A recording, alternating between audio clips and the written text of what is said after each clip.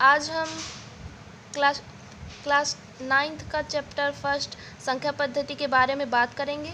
यहाँ देखेंगे हम टॉपिक फर्स्ट को। जैसा कि हम पिछली कक्षाओं में पढ़ चुके हैं, संख्या रेखा बनाना जैसा हम सीख चुके हैं।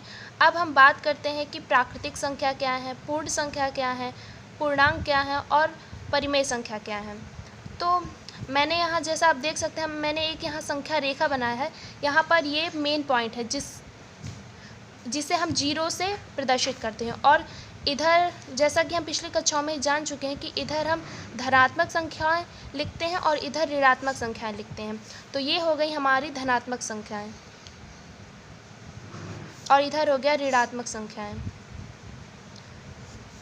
अब आप कल्पना कर सकते हैं कि यदि आप यह जो संख्या रेखा है इसको मान लीजिए एक रेल की पटरी है, और अगर आप इसमें चलना शुरू करते हैं तो सबसे पहले अगर आपको प्राकृतिक संख्याओं को उठाना हो तो आप कैसे पहचानेंगे कि वो प्राकृतिक संख्या कैसी हैं या कौन सी हैं, फिर उनका आप चुनाव कैसे करेंगे, मैं यहाँ आपको ये बताऊँगी।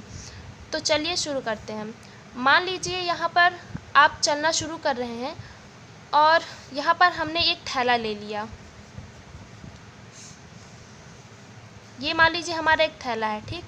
तो जब हम यहाँ से चलेंगे तो हम पहले प्लस पॉइंट की ओर चलेंगे। तो अगर हम जीरो को छोड़कर शेष जो संख्याएं बचती हैं, जैसे 1 है, 2 है, 3 है, 4 है और न जाने अनंत तक जितनी भी संख्या हैं, अगर हम इसको एक थैले में रख लेते हैं तो ये हमारी प्राकृतिक संख्याएं हो जाएंगी।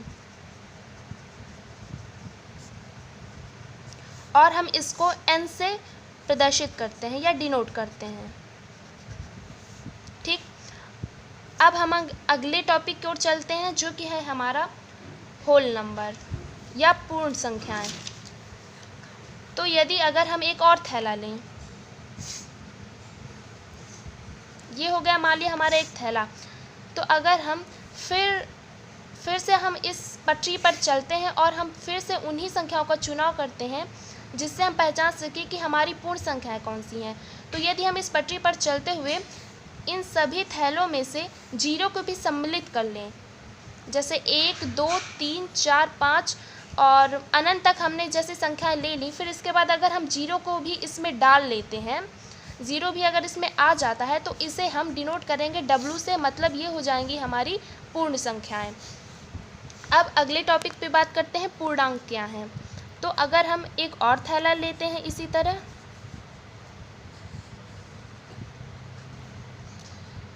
और अगर हम इसमें, अब हमें ये संख्या नहीं लेनी है कि केवल हम धनात्मक संख्याओं को ही चुनें। अब इस बार हमें ऋणात्मक और धनात्मक दोनों को संग्रह करना है।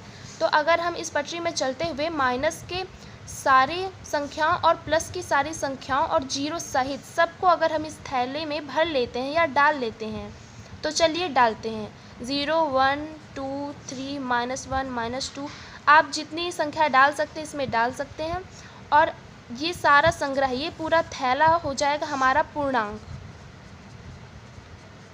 अब हमें इसमें चुनना है कि हमारी प्राकृतिक संख्याएं कौन सी हैं।